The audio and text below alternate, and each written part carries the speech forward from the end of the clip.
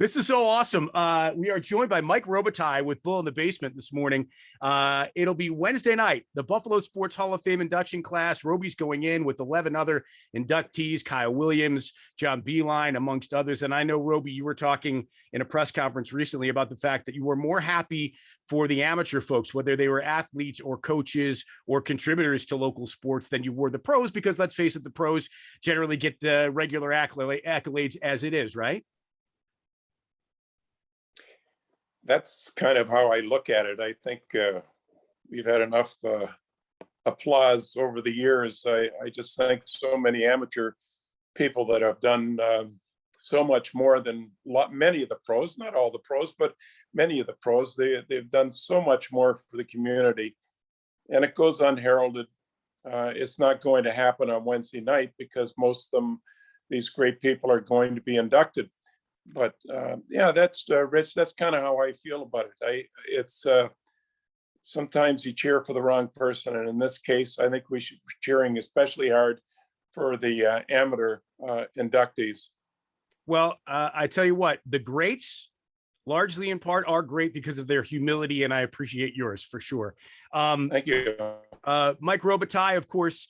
Longtime Sabre, played also with the Rangers and the Red Wings in Vancouver, wore number 3 for the Sabres, an NHL career 68 to 77, born and raised Midland, Ontario. So, Roby, part of what we do on Bull in the Basement is talk about the people that I'm interviewing and learning more about them than people might know or can find on Wikipedia, quite frankly. So take me back to your early years in Midland, Ontario, and playing hockey. Was it dad, brothers, friends, put your feet in skates, put a stick in your hand, bundle you up, and just shove you out on the frozen pond and say, have at it?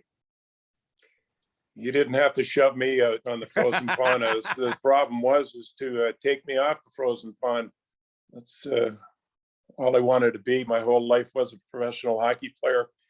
We'll start off with Rich. I guess, as they say, I didn't start off in third base. There was 11 in our family. So there's quite a lineup at the dinner table to get food. And I quit school at a very early age, simply because I was overwhelmed with hockey. That's all I wanted to be, was a hockey player. And I put all my mind and time and just into playing hockey. That's where I wanted to go. I mean, listen, when you grow up in a little French community up in Northern Ontario, there's 2 things you want to be. It's either a priest or a professional hockey player. And I don't have to tell you about the priesthood. So I got shooed into playing professional hockey, but it was a great trip. And that's where I got my base, was in Midland, Ontario. And in those early years, Bobby Orr was just up the road about 30 miles. So it was always Robitaille and Orr, who was going to make it, what team is going to get Orr and what team is going to get Robitaille. Well, I can tell you, Boston made a pretty good move, because he took Orr, and he turned out to be the greatest hockey player that ever lived. But it's playing against, I remember Bobby at age 10, 11, 12, I always played better than him. And at age 13, Rich, all hell broke loose. Never a big guy. He's always just a little peanut, and the guy just took off, and he was so spectacular. I mean, he was playing junior A hockey at 13 years old and really controlling the game, by far the best player on the ice. So he was just a spectacular player at a very early age. So I continued on my career as a junior A player. As he went to Oshawa, I went to Kitchener, played 5 years of junior A hockey. Then when you turn pro, in that last year, I won the Best Defenseman Award in junior A in Canada. So that really meant something, but it didn't mean anything when you went to training camp, you first with the New York Rangers. I mean, if I wanted to make that team, I had to beat 2 Hall of Famers out, and Harry Howell and Tim Horton, and that wasn't going to happen. So you just got an automatic 2 years in the minors. And you go down there and you prove yourself. And well, we won 2 championships, and I know New York sent me to Buffalo at the end of 1 year in Omaha, and we won a championship here. So in that 1 year, I won 2 championships, which is a bit unusual, but didn't mean much financially in those days, not like now. Hey, talk about your time, and I'm going to go in some circles here, so stay with me. But you brought up Buffalo and the Bisons. You won a Calder Cup here then. So, two questions for you about your time with them. Did that sort of ready you for what playing later in your career would be like in Buffalo, as rabid of the hockey fans that at the time the Bison fans were for you? Well, it whet my appetite, and I just found out how accommodating Buffalo could be. I mean, this city wraps its arms around you, and for some reason or other, they have taken a liking to their players from the early 70s, and they just won't release those Perot years and French Connection and Schoenfeld, that whole group of players, Eddie Shack, Tim Horton, we all came in together. And to this day, it's still it's respected, and I've always had that sense of a feeling at home in Buffalo, and I got that feeling after getting a little touch of it in the American Hockey League. So I was here for about 3 or 4 weeks, and I really had a good opportunity to really set my feet into this city and meet a lot of people. And just, I knew this was my town. I met more friends in 1 month than I did my whole career in Vancouver. I was out 3 years in Vancouver, and I don't think I met a person I liked. And so Vancouver, I mean, Vancouver was just, you needed a stack of hundreds, or nowadays a stack of thousands, or you really didn't move around too well in that city. So I missed the camaraderie and the sense of well-being that I had in Buffalo and where my friends were. For sure. Mike Robitaille, famously known, everybody knows him as Roby. I was too young, unfortunately, to watch you play growing up. But of course, I know you from your TV career here in Buffalo. I'm going to ask you a lot about that. But let's go back to playing, when you were a teenager. I apologize for being a little bit naive about this, but I'm assuming you billeted. Is that right? When you were playing in place? Yes, right. So yes. would you call, and maybe there were multiple families, I don't know, but would you credit them, and if there were other people that inspired you to be who you became? Well, we did get they boarded us, and we'd stay at different families would take you on, and that's the way they made some money on the side. They'd pay them X amount of dollars a week to take care of us. Some of those people were great, others were very poor, and some were just absolutely horseshit. So I happened to get a few good ones, and I happened to get a few bad ones, and just the luck of the draw, I guess. Yeah. But I left home. I mean, if you can imagine, I was 14 years old. I mean, here he was with all my siblings. There's 11 of us in the family, and all of a sudden I was cut loose, and I was on my own, quit school, and really was going down all the wrong trails if I was going to be successful. And I had to work my way out of a lot of very difficult situations, and I had to do it by myself, being away from home and not being close to my siblings. So certainly in those days, the management didn't really care about you that much. All they cared about was really how you're playing and if you're going to make the big club at some point in time. Otherwise, they treated you like cannon fodder. And that's the way I was treated at a very early age. But I worked my way out of that. And the better I played, the more respect I got, Rich. And that was one of the main reasons I had a successful junior A career. Was I was begging and just screaming out for some type of attention, for some type of respect. And the faster I skated, the more respect I got. And I took off. My career took off, and I really finished up with a really good junior A career. And it looked like I was set to have a nice long NHL career. So what was it in your inside, and how was it being part of as big a family as you were, and had to, you mentioned, tough to get a meal sometimes in the size of the family you grew up in? It was that part of why you were able to not only endure your hardships, but also to work your way through and inspire, maybe self-motivate yourself? I had a few of my brothers that I could look up to, and I watched at a very early age. And one was a priest, as a matter of fact. And he, as much as he tried, he wasn't very successful keeping me on the straight and narrow. But I did get a lot of good out of it, and that really got me through some difficult times. I miss my family a lot, but I was also, I was starting to really play well in junior A hockey. So I was starting to eat up this respect and attention I was getting. And I just loved it. And it really inspired me to play better hockey. So if there's anything that really got me to the National Hockey League, it was this dire need to get some type of this or respect or whatever you're looking for, because I sure wasn't getting it at an early age. Fair to say you were a rink rat? Oh, I was a rink rat ever since I could walk.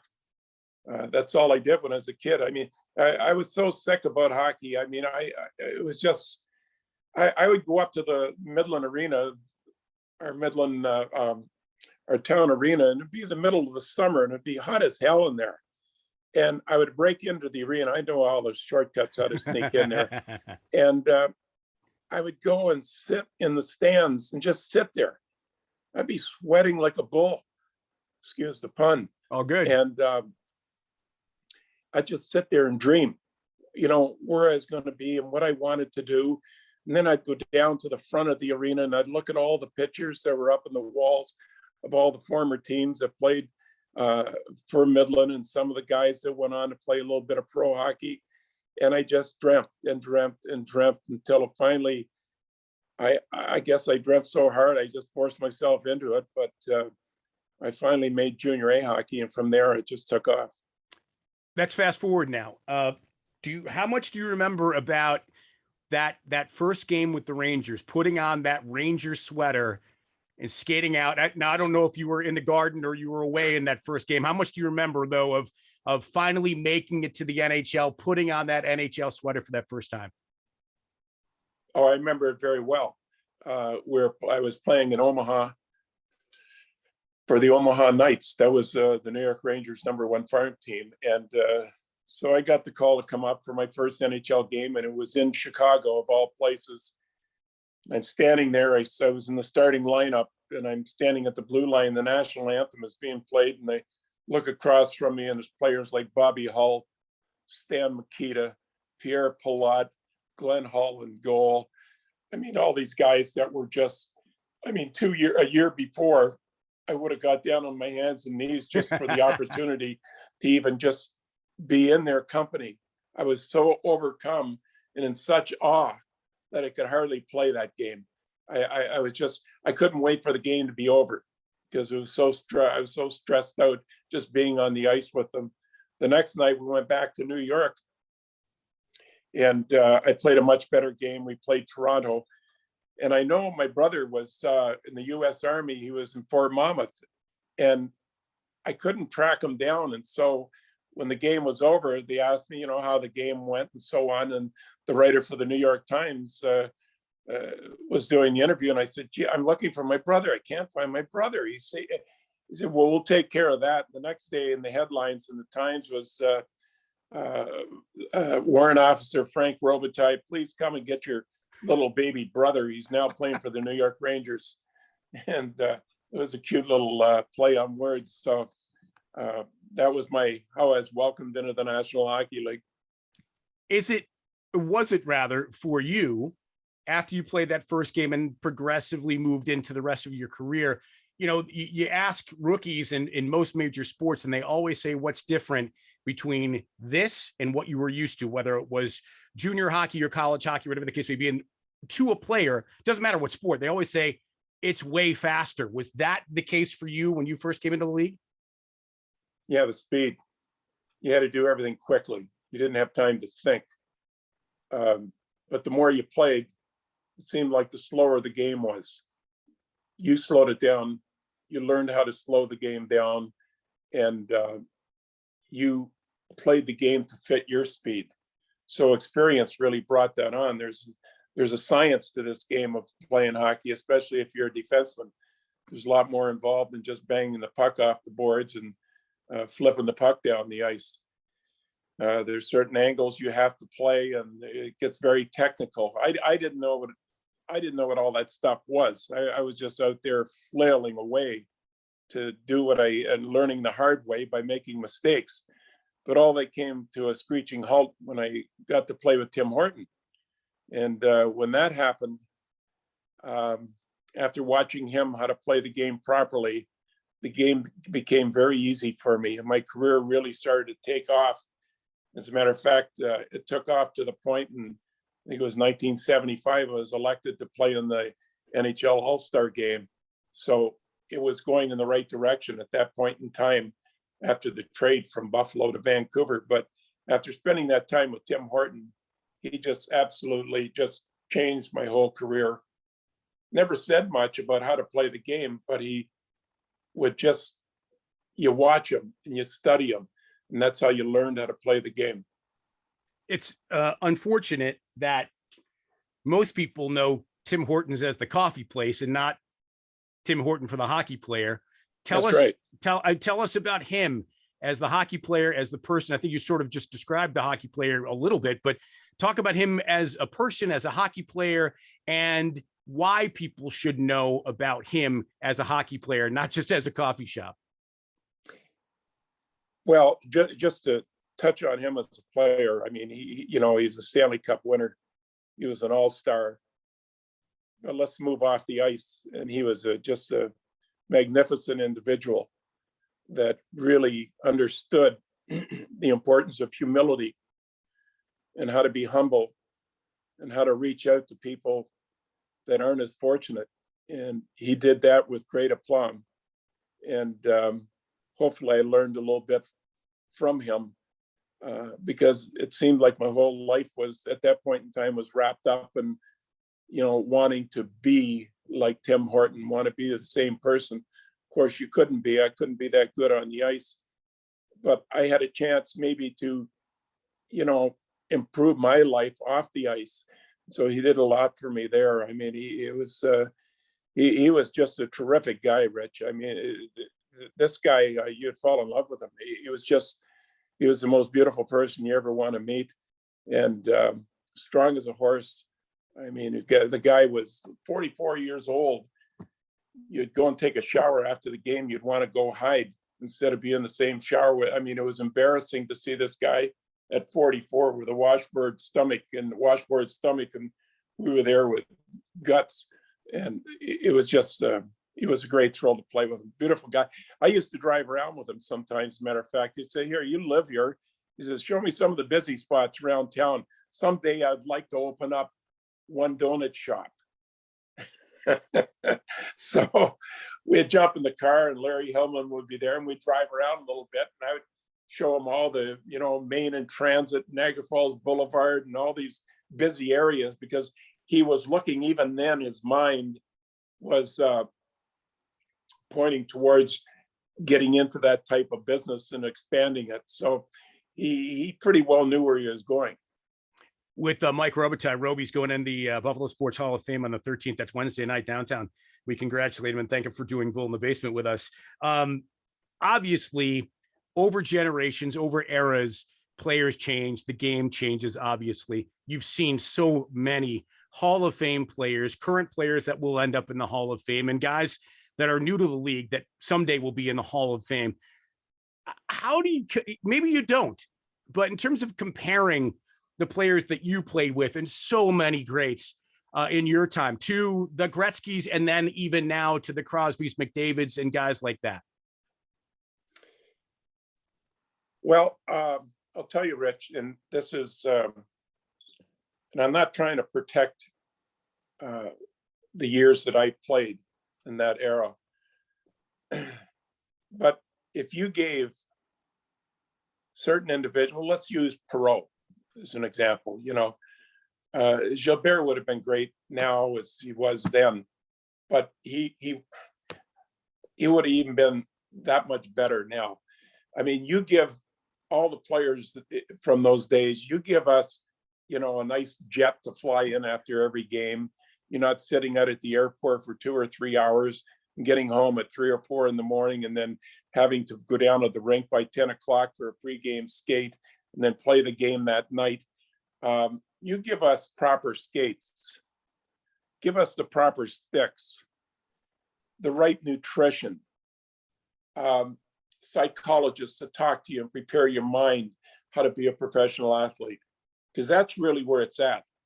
That makes the difference between some players and others, where their head's at. I mean, I can tell you before a game almost if a team's going to win or not, just by standing outside the dressing room and just seeing the expressions on their face and what they're talking about and how they're dealing with the moment before the game, how they're when they come out to warm up, how they're skating, what type of energy, what their energy level is, how the goaltender is moving. Everything is up here pretty well. Everyone is pretty even. They're all great. They're all in great condition. They're in great shape. They're big. They're strong. They move quickly.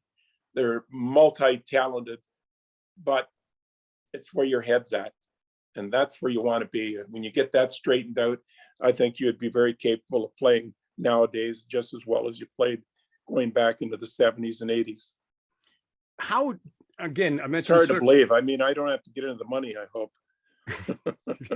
No, I think we're all fully aware. So, I mean, famously, so football players famously in your era in the off season would sell cars, would sell real estate. Yeah, that's Again, me. sorry, I know. Right. But I mean, so was that popular too when you played? The guys would have off season jobs? Well, it wasn't a matter of being popular. It's if you want to eat. Right. And so, you know, when I was playing here, I mean, when I was playing in the minors, I was making $5,000 a year. I mean, I had to go to work in the summertime. I would take 2 weeks off after the season was over and find the cheapest place I could possibly go to for a vacation and come home and get a shovel and start digging. And that was it until it was time to go to training camp. Well, as time went on, that changed a little bit and we started making a little more money, not much more, but a little bit more that you didn't have to do that anymore. But certainly that was how it went, Rich. It was a full-time job in the off season, let alone during the season. And obviously now with everything that you just mentioned, they treat the players this as a full-time job. They're working out year round. The season is longer than it's ever been. It's unbelievable. You know, you have I mean, if I was playing nowadays, I would have a psychologist. I would have a full-time cook, certainly prepare my food and the proper nutrition. I would have a masseuse.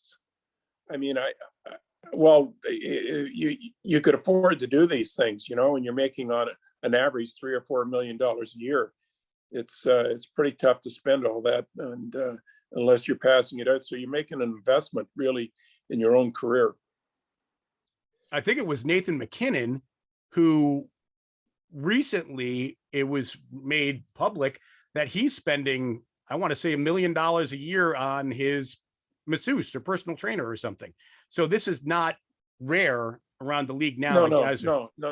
Most of them do. Most of them do have their own chefs prepare the food for them, because a lot of them are single, right? Right. So they don't eat properly. They just eat crap.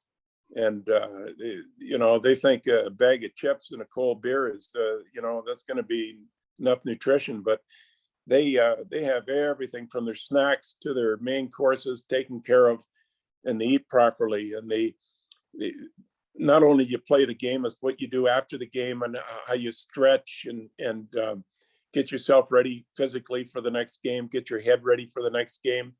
And all that comes a lot easier. I mean, I think if I was playing nowadays, I'd probably be making, $2 or $3 million a year. And I would have no problem at all spending, $100,000 on having somebody full-time masseuse and a chef. Yeah, that's really interesting. Yeah. Just I mean, it's big money. I mean, Sure. you can't afford, I mean, not to do that. Yeah, for sure. Again, circles, you moved from the Sabre team that ultimately ended up in the Stanley Cup. Correct. That's why they ended up in the Stanley Cup. I was going to say, how disappointing for you was that? How's that for humility? Right. That you knew obviously what had happened, and obviously those guys were your friends. You were happy for them, but knowing that you could have been part of that, what were your emotions like when all that happened? I didn't think anything of it because my career was just going skyward in Vancouver. I was really, really playing well.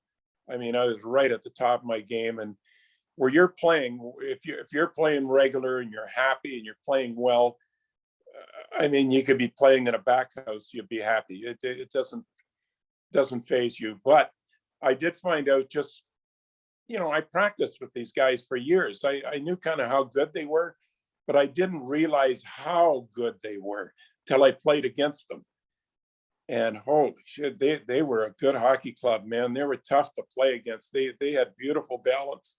There was no night off playing against them. Every line was a challenge. When you go out in the ice and defend against them as a defenseman, every line had something to offer.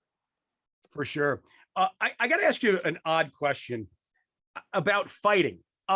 When did fighting start in hockey? And I guess the question, why was it accepted? I mean, guys obviously made livings being fighters in the NHL.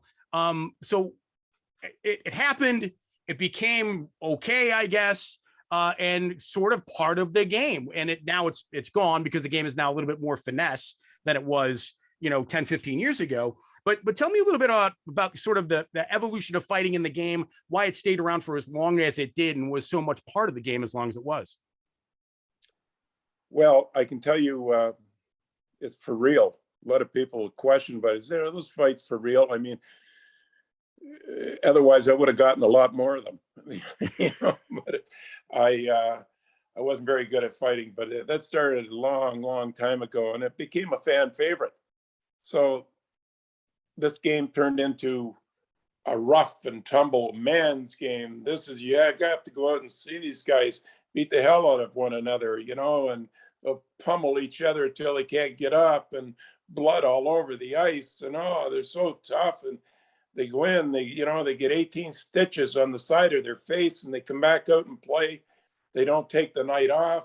And normally a guy would take a week off of work, but he's right back there playing again. So the National Hockey League loved it. This became part of the signature of the National Hockey League. And they certainly weren't going to stop it because it really got the fans cranked up, and it became a talking point, an important talking point in regards to making money for management and for ownership. So nobody really stepped in to stop it. You can still fight if you want to, but it's starting to dwindle out a little bit.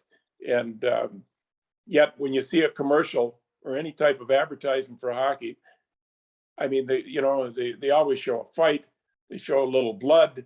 They show terrific body checks where a guy is just, split in half if they can find it. And this is how they promote the game.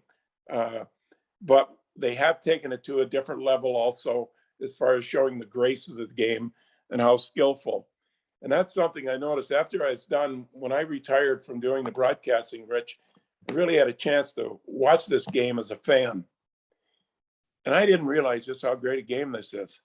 Hockey is just unbelievable.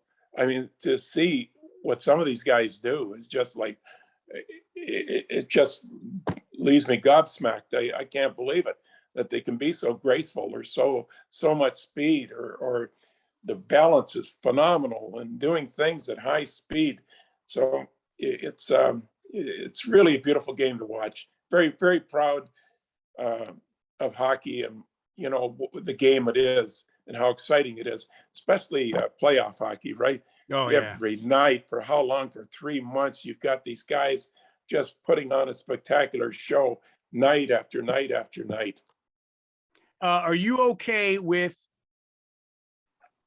this is just total top of mind, spontaneous question, but are you good with the shootout? Do you like the shootout?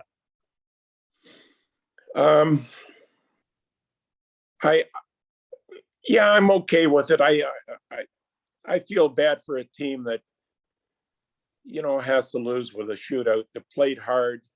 Both teams really played hard. It's very upsetting to see some clodhopper go in and, flip the puck over the goaltender, who trips and goes in, and it's the winning goal. I get a little uneasy with that. I mean, it's not as pure as I'd like to see the game, but it's acceptable, and it is exciting. Yep. So it's I guess I'll buy into it. It's always going to change. This game is going to continue to change. I don't even want to, I mean, you really want to make it exciting.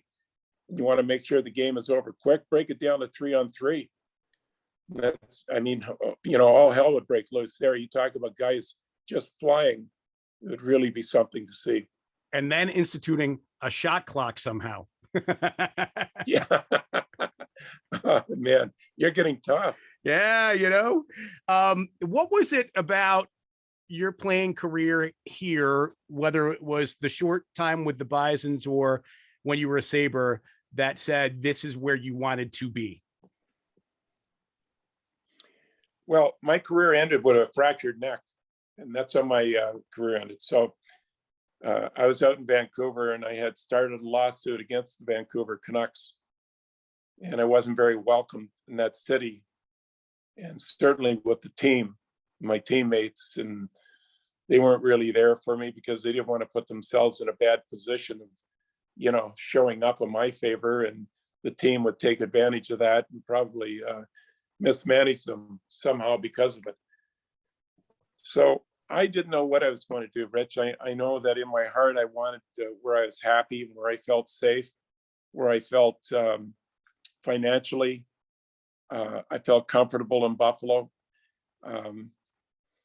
So we didn't know what to do. And one day there was a letter that came in the mail. There's actually mail coming to the house in those days.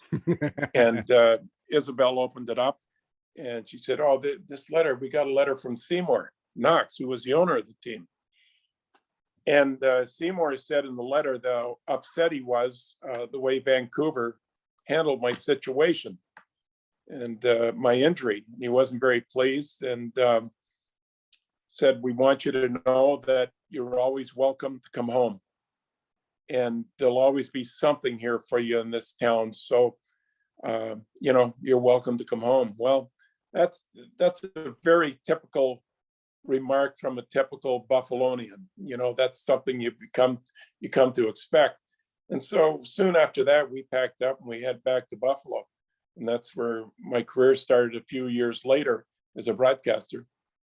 Okay, you have just set me up for two questions. We'll start with the broadcast question. How did you, did someone just know based on your personality and storytelling ability and obviously hockey ability that you'd be instantly fantastic doing media? Or like, how did somebody approach you? Did you want to get into, how did your 25-year hockey TV career begin?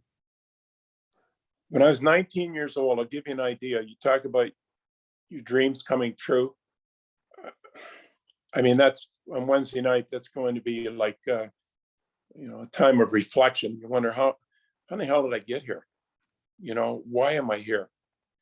And when I was 19 years old, I was standing outside the dressing room in New York at Madison Square Gardens, 19 years old. Man, it doesn't get any bigger than that, Rich. It was like a dream come true. Can you imagine just a young kid? And I'm at Madison Square Gardens. I'm actually wearing a New York Ranger uniform. I stand outside, the game was up and asked, "Would you sign this?" And there's the bubblegum cards, right? Yeah. That you save, like athletes, just trade cards. Yep. Well, that's exactly what the kid had. And I got a hold of that thing and signed it. It was like all the difference in the world. It was just like I finally made it. And on the back of that card, there was always a couple comments about that individual. And it said, "Show me Mike with has a booming shot from the right defense. And someday he hopes to be a broadcaster."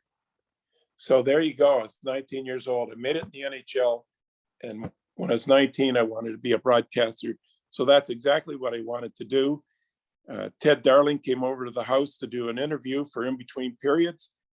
And I just, in my mind, I said, "Man, I can't screw this up. I'm going to make this the best interview he's ever had." And it was a great interview. I was just rip roaring. I was right on top of my game.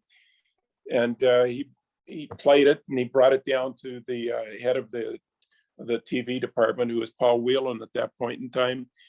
And Paul said, well, let's give him a shot. You know, Ted, here, you open the door. And it turned out Whelan kept the door open for about 15 years with the Sabres. And it went on and turned out to be a nice little gig for 33 years.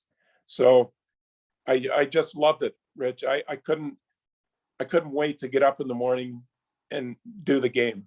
I absolutely loved it. So, and you were great at it, and you worked with two of the greatest, right? yeah, I certainly, I was very, very fortunate to get my feet wet with those individuals. Working with Ted and then working with Rick. I mean, my goodness, it doesn't get much better than that, right? No, two different people altogether. Sure. And that was, you know, in my favor that got to work with two different people and kind of take the best of both of them, then try to incorporate it into whatever you have to offer. So again, here's another circle for you. Yeah, you bet. And it's crazy. I don't know if ironic's the right word, but here you are. Your career ends because of a neck injury. You get called. Seymour Knox makes that come on back to Buffalo. Obviously, the current Sabres are going through something very similar. Are you sympathetic to Jack Eichel's situation? I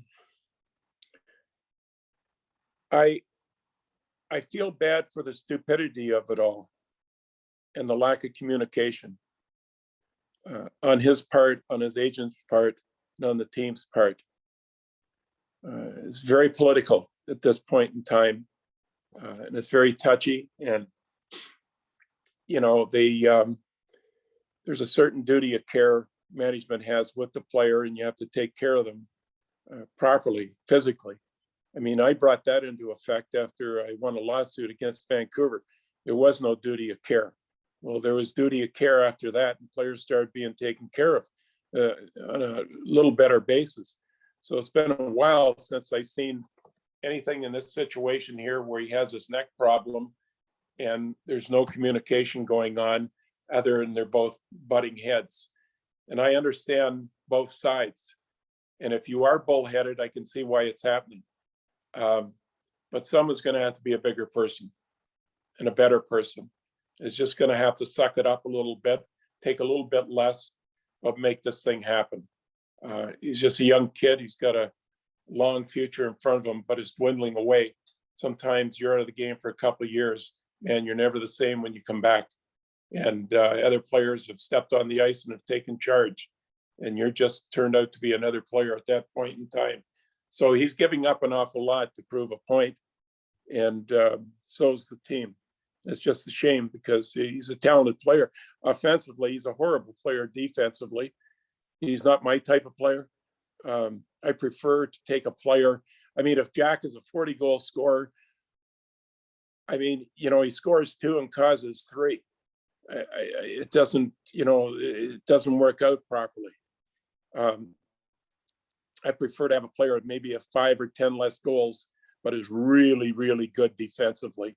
You know, like a Tkachuk or those type of players that really are tough and grind games out, and they just will, with their will, they win games. And I don't see that. I see a kid that's always had the good pat in the back for as long as he could skate. He was always the best player, got his way, wanted it again in the National Hockey League, got it by getting the coach fired in the first couple of years. And they continue to just almost follow him around like little puppy dogs. And I finally reached the point where they said no more. And that's where they are. So someone's got to change things here and step up and communicate. Are you an analytics guy, or are you a guy that is a little more old school and likes to see things with your eyes? You need both? I need both, and I'd use both. You can learn an awful lot with your gut, what your stomach tells you. Being in that position and going through situations game after game after game and playing the game itself and understanding what an individual player has and what he can do at a certain time, a certain point in the game, in a certain position. So it's always nice to fall back in the analytics, but I don't want to live and die analytics.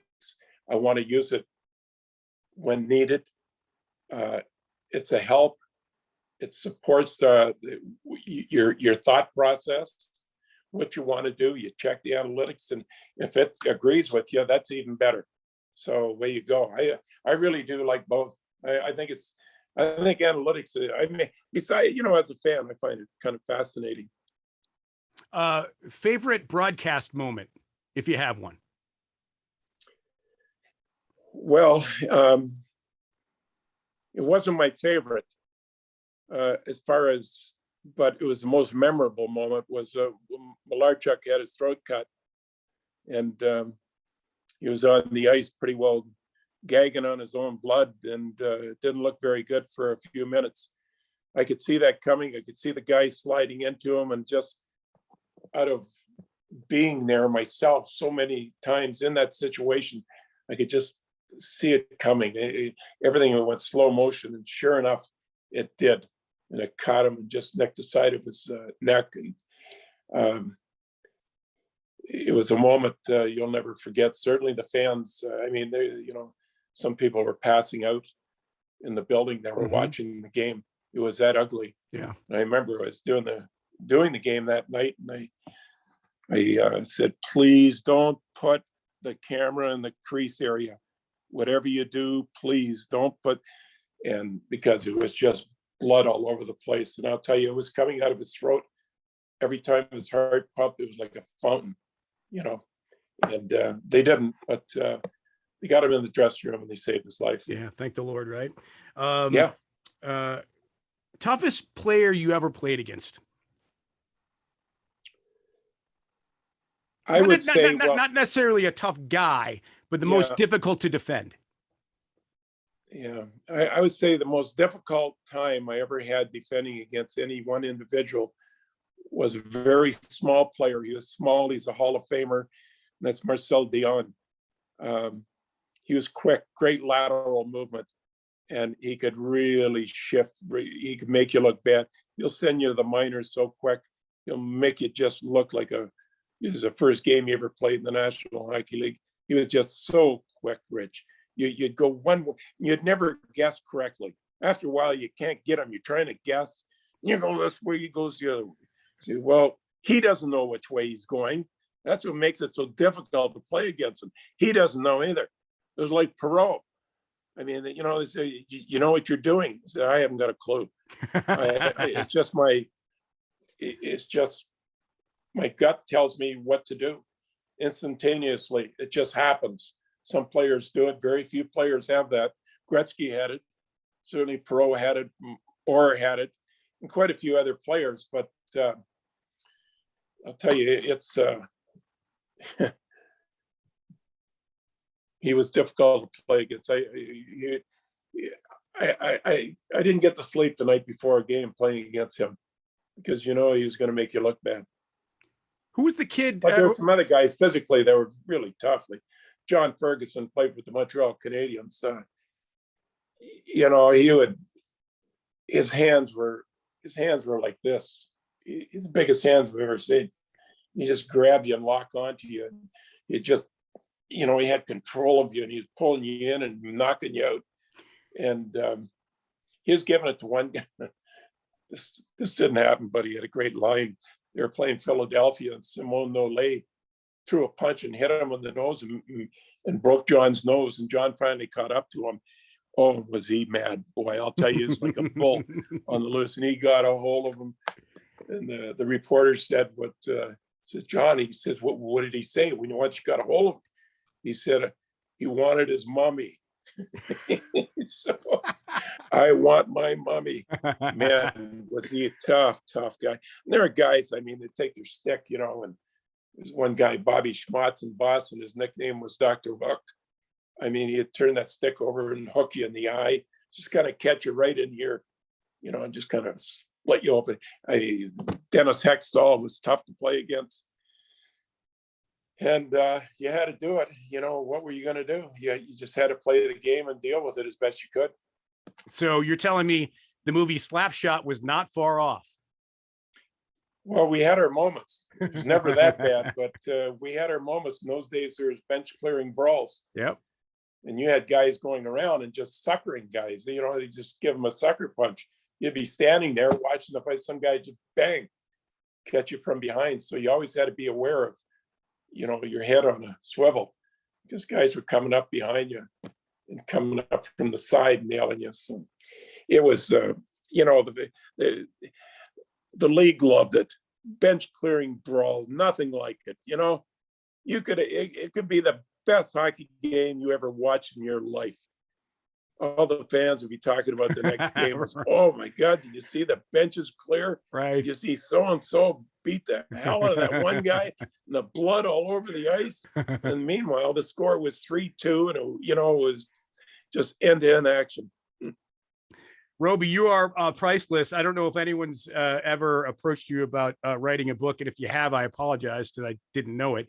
But you should, if you're ever thinking about it. I think it would be great because I know you're an incredible storyteller and we had limited time today. But goodness gracious, we could have gone on. And I'm sure everyone you talk to that you meet says, man, I wish I could sit here and have a beer with you and talk to you for 8, 10, 24 days on end to just spill your brain and guts about everything you went through and lived through your, 50 years in hockey or more, because the stories are so remarkable. And you were such a wonderful, talented, not only player, but also a great broadcaster. That's what I know most about you. Boy, I respect everything you've done, and you are more than worthy of going into the Buffalo Sports Hall of Fame. Thank you for doing this. I really appreciate it very much. And I know you're doing interview after interview after interview. And I know that you've come out and said pretty publicly you were camera shy for a very long time and mic shy for a very long time, but you handled it really well here with me. That's for sure. Thank you again, man. I really appreciate it. And congratulations. You're a good captain. I enjoyed it very much, Rich. All the best to you. Thank you very much. Okay, man.